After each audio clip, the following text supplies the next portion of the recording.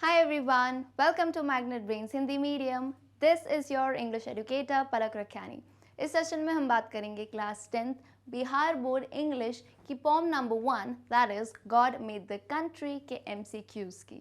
इस पोम का ऑलरेडी हम एक्सप्लेनेशन देख चुके हैं, question answer and grammar part cover कर चुके हैं। इस वीडियो में देखने को मिलेंगे मल्टीपल चॉइस क्वेश्चंस, जिन्हें हम ऑब्जेक्टिव क्वेश्चंस भी कहते हैं, जो कि बिहार बोर्ड के स्टूडेंट्स के लिए बहुत इंपॉर्टेंट है क्योंकि पूरा एक सेक्शन होता है MCQs का। So what you need to do in this video, आपको जो है बिल्कुल कमेंट सेक्शन में बने रहना है। जैसे ही क्वेश्चन आएगा उसके 4 ऑप्शन होंगे, क्विकली से फटाफट से आपको आंसर दे देना है, ठीक है। तो मैग्नेट ब्रेन्स हिंदी मीडियम एक ऐसा चैनल है जो आपको देता है बिल्कुल ही free plus quality education. Before we move on, let me also tell you कि मैग्नेट ब्रेन्स पे आपको मिलती है हमारे ही एक्सपर्ट टीचर्स द्वारा बनाई गई बुक्स एंड ई बुक्स, जिन्हें आप डिस्क्रिप्शन में दी गई लिंक से अवेल कर सकते हैं। Let's begin with the session. So already lesson जो हमारे पीछे थे उनके तो हम कवर कर चुके हैं MCQ सभी के। अब पोम को हम स्टार्ट करते हैं, कविताओं को। सो काफ़ी इंपॉर्टेंट है ये, तो इससे पहले पूरा अच्छे से पढ़ के आना। क्यों? जो मैंने पढ़ाया है उससे पढ़ो, दूसरा खुद भी रीडिंग करनी है 2 बार। वाई? बिकॉज MCQ में एक ही आंसर सही होता है। तो आपके कॉन्सेप्ट्स या लेसन की स्टोरी, पोम का जो है एक्सट्रैक्ट, वो बिल्कुल क्रिस्टल क्लियर होना चाहिए, क्योंकि नहीं होगा तो सिर्फ एक आंसर टिक नहीं कर पाओगे। ओके, पैटर्न बता देती हूँ कैसे चलेगा। कमेंट सेक्शन करके आता है भाई, वहाँ पे आपको क्या करना है, सिंपली क्वेश्चन नंबर लिखना है। फॉर इंस्टेंस क्वेश्चन 1 है तो 1 लिखो, डैश लगाओ, जो भी ऑप्शन आंसर है, जैसे मान लो आंसर D है, ऐसे कर सकते हो। अगर आपको टाइम हो तो आप पूरा नाम लिखो, जैसे दुर्गा प्रसाद ऐसे लिखा है। Otherwise you can just follow this pattern, ठीक है। लेकिन क्वेश्चन नंबर लिखना अपन बिल्कुल नहीं भूलेंगे। डन है? चलो gate ready for question number 1। Who wrote the poetry God made the country? पहला ही क्वेश्चन पोएट यानी कवि के नाम पे किन्होंने लिखी है God made the country? A William Wordsworth, B William Cowper, C Alexander Pope, D Durga Prasad.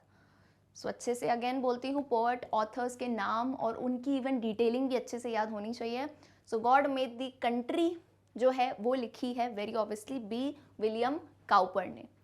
And हमें पता है यहाँ पे जो है, एक चीज़ें कुछ कुछ रिकॉल कराती जाऊँगी। कंट्री का मतलब देश होता है, सही बात है, लेकिन अकॉर्डिंग टू द पोएट यहाँ पे उन्होंने कंट्री को मेंशन किया है as a village. And usually होता है बेटा ऐसे, जब हम कहानियाँ पढ़ते हैं, पोम्स पढ़ते हैं, तो विलेज को, गांव, रूरल एरियाज को कंट्री भी बोला जाता है। इसका एक रीज़न है, कुछ बच्चों ने पूछा है मैम कंट्री क्यों बोला है, ऐसा क्यों? तो इसकी एक वजह है बेटा। कंट्री इसलिए बोला जाता है क्योंकि बेटा विलेज लाइफ जो होती है ना, वो एक, हम मानते हैं कहीं ना कहीं सबसे रियल लाइफ होती है। नहीं, वहाँ से तुम हर चीज़ को देख सकते हो, तुम फॉरेस्ट को देख सकते हो, तुम ओपन एरियाज़ को देख सकते हो, तुम देख सकते हो डिफरेंट डिफरेंट एनिमल्स कैसे काम करते हैं, तुम फार्म्स को देख सकते हो, बहुत सारी चीज़ें जो है ऑब्जर्व कर सकते हो, जो कि पूरी एक कंट्री बनाती है। तो इसलिए जनरली विलेजेस को कंट्री के तौर पे भी कहा जाता है, लेकिन कंट्री का मतलब देश ही होता है, नो डाउट, बट यहाँ पोम में जो है country means village. Clear? Okay, moving on to question number 2, quickly tell the answer in this pattern. Pandar William Cowper may be said to be giving in his poems a foretaste of the poetry of।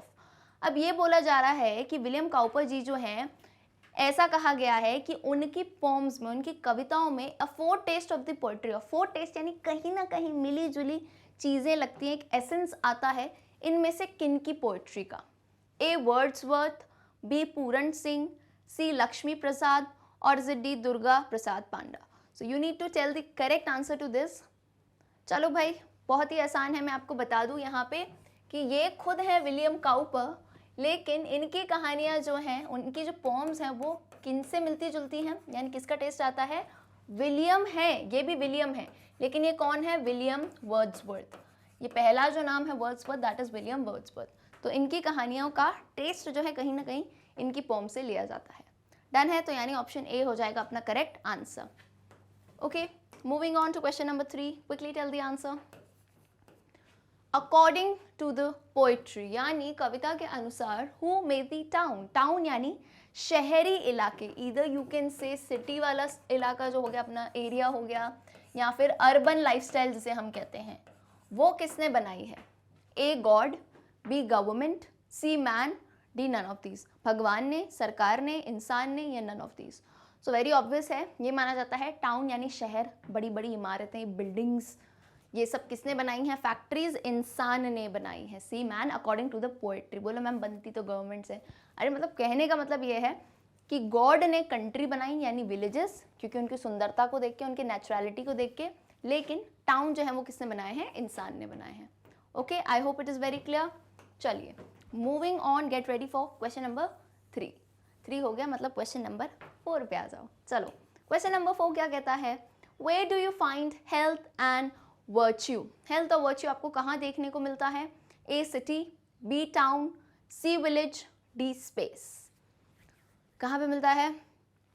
शहर में, B थोड़ा town यानी बड़ा शहरी मान लो, सी village गांव में, D space यानी खाली जगह में।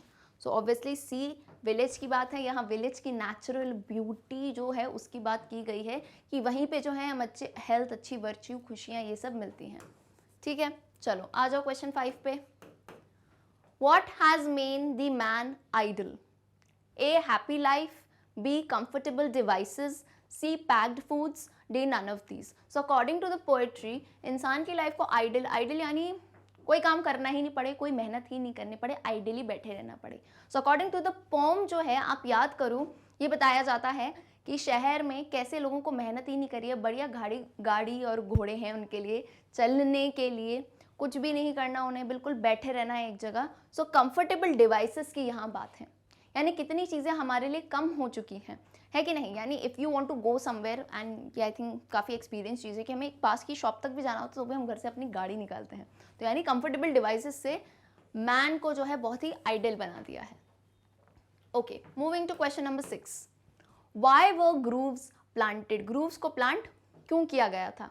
ए to comfort us, B to provide us lorry, C to provide us fuel, D none of these. grooves मैं ऑलरेडी बता चुकी हूँ, यानी एक ऐसा एरिया मान लो जिसमें सेम टाइप के बहुत सारे पेड़ हों, है ना? अगर मान लो तुम कोकोनट ट्रीज हैं तो सारी जगह कोकोनट ट्रीज हैं, ठीक है?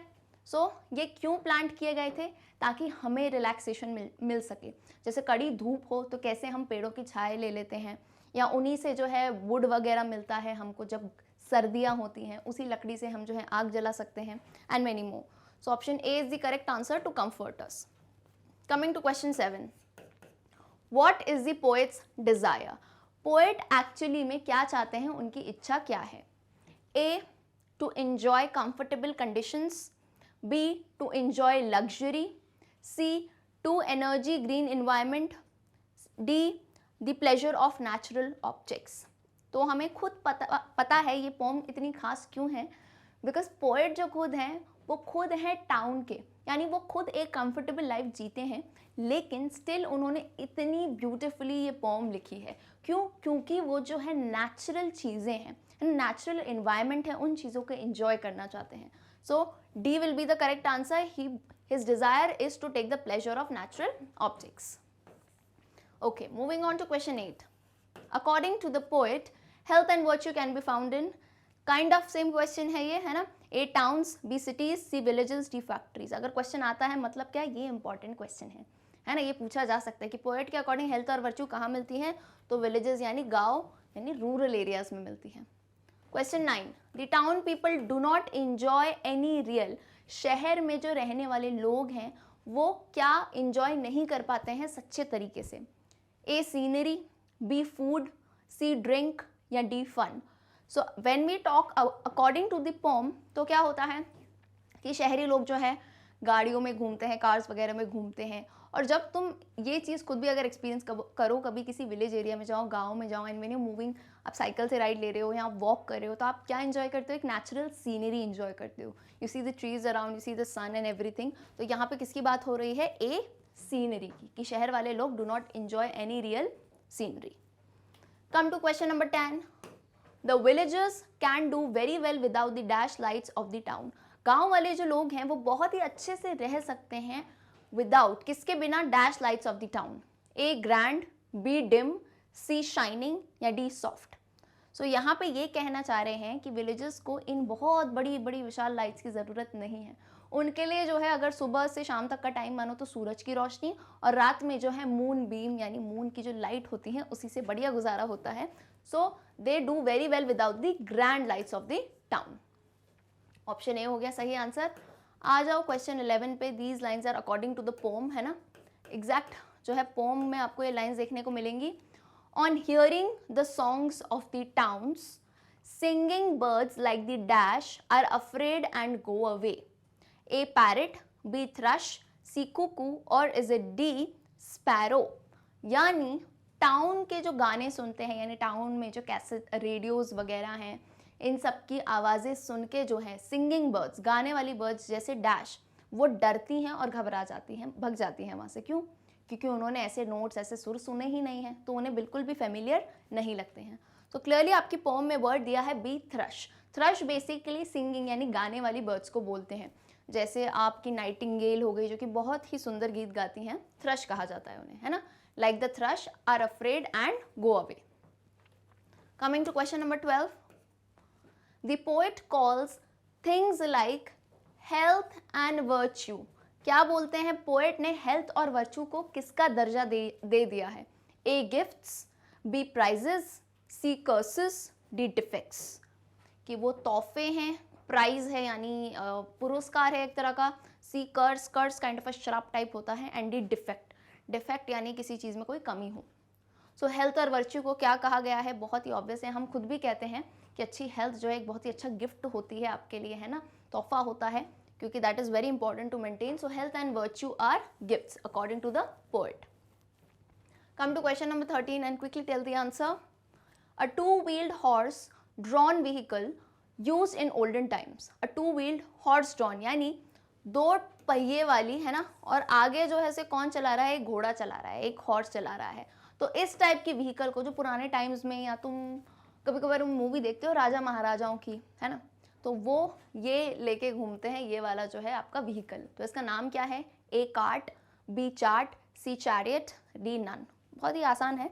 कभी कभार फेरी टेल्स में भी हम देखते हैं इस चीज़ को। फेरी टेल्स में या राजाओं की कुछ कहानी होती है तो उसमें दो व्हील होते हैं और हॉर्स उसको चला रहा होता है गाड़ी को। So option C is the correct answer. Cart मत कर देना, बुलक कार्ट्स वो अलग होती हैं, इसे चैरियट कहते हैं, एग्जैक्ट नाम है इसका। जो घोड़ा गाड़ी चलती है और पीछे जो है दो व्हील्स लगे रहते हैं बड़े बड़े, ठीक है। So C chariot is the correct answer. Come to question number 14। Again kind of the same question, पूछने का तरीका अलग है। ये क्वेश्चन काफ़ी इंपॉर्टेंट है, ये पूछ लिया जाता है। William Cowper may be said to be giving in his poems a foretaste of the poetry of। क्योंकि ये इनके अबाउट द ऑथर की बात है और इनकी पोम हम पढ़ रहे हैं, तो हमें पता होना चाहिए कि इनकी पोम किससे थोड़ी मिलती जुलती है। सो ए वर्ड्सवर्थ, बी पूरन सिंह, सी लक्ष्मी प्रसाद, सी दुर्गा प्रसाद पांडा। तो मुझे लगता है कि अगर कोई चीज़ बार बार आती है तो वो याद होगी। सो option A is the correct answer. अब तो कोई गलत नहीं करेगा इसे। Wordsworth, William Wordsworth. चलो आ जाओ क्वेश्चन नंबर 15 पे। क्वेश्चन नंबर 15 का आंसर बता दो। ये कहता है why is the thrush scared and the nightingale offended. अभी मैंने आपको बता दिया थ्रश जो है सिंगिंग बर्ड होती है, नाइटिंगेल भी हमारी गाने वाली चिड़िया होती हैं। तो ये ऑफेंड क्यों हो जाते हैं, घबरा क्यों जाते हैं? तो इसका आंसर आपको बताना है। A to hear the voice of the poet, B to hear the songs of village, C to hear the songs of town, D none of these. तो इसे पीछे ही हम ऑलरेडी डिस्कस कर चुके हैं। शहरी इलाकों में जो रेडियो टेप वगैरह बजते हैं उनकी फ्रीक्वेंसी इन बर्ड्स की फ्रीक्वेंसी नोट से बिल्कुल अलग होती हैं, तो मैंने बिल्कुल भी होता है ना फेमिलियर नहीं लगती हैं, तो इसलिए वो डरती हैं, घबराती हैं और वहाँ से चली जाती हैं। So option C is the correct answer, to hear the songs of town. Done. चलो आते हैं हम आगे। Question 16। Health and goodness can make our life dash. A harder, B comic, C sweet, D confound.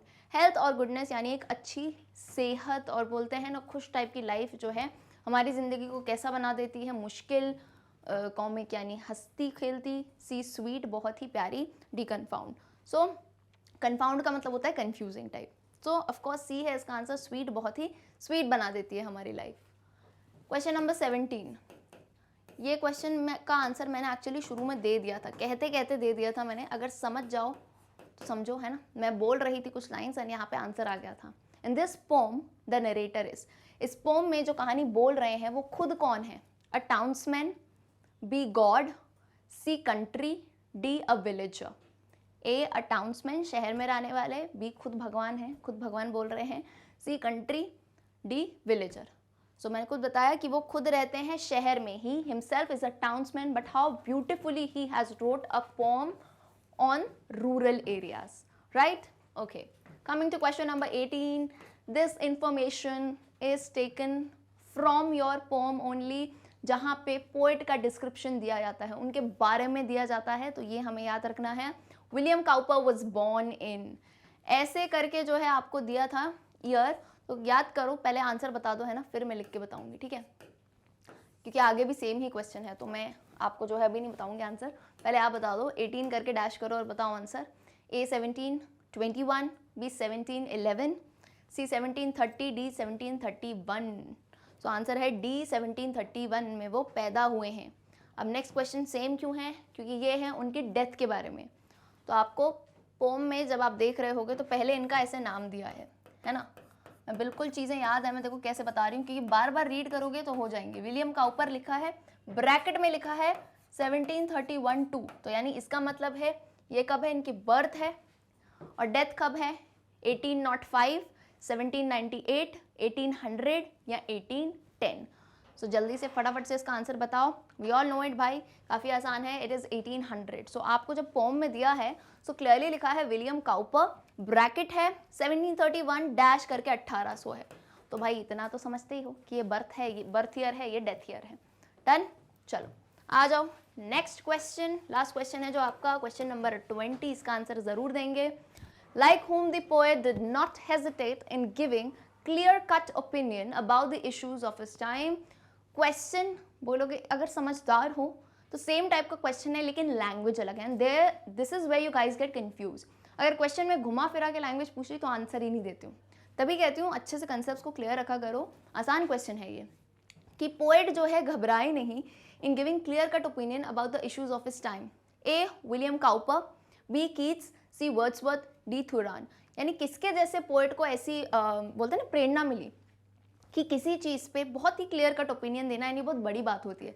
जो poet जो बड़ी position पे होते हैं, अगर वो किसी चीज़ पे रियली बोले ना सही में, so that also requires a lot of guts. तो विलियम काउपर को कहाँ से मिली थी प्रेरणा, विलियम वर्ड्सवर्थ से। बिल्कुल याद रखना है ना, दोनों का नाम विलियम है, सिर्फ सरनेम में डिफरेंस है, राइट। सो क्वेश्चन 20 का आंसर हो जाता है option C. And at the end what you can do, simply you can just quickly comment your score, जल्दी से कैलकुलेट करो फटाफट से कि क्या गलतियाँ हुई हैं। 18 आउट ऑफ 20 है तो ऐसे करके लिख दो 10 आउट ऑफ 20, 15 या 20 out of 20, so that whichever questions are wrong, तो आप जो है उन पर बिल्कुल मेहनत कर सकते हो, उसको फिर से अच्छे से पढ़ सकते हो। So with this we end with poem number 1 God made the country के MCQs। आई होप आप लोगों का एक बहुत ही क्विक रिविजन हो गया होगा। सो वीडियो पसंद आया है, लाइक सब्सक्राइब शेयर करना बिल्कुल भी मत भूलिए। जो स्टूडेंट्स नए हैं उन्हें बता दूं कि these are all a top courses. Magnet Brains channel English and Hindi medium दोनों में ही है, दोनों में ही वीडियोस आपको मिलते हैं बिल्कुल ही फ्री प्लस क्वालिटी एजुकेशन के साथ। So see you all in the next session, till then good bye.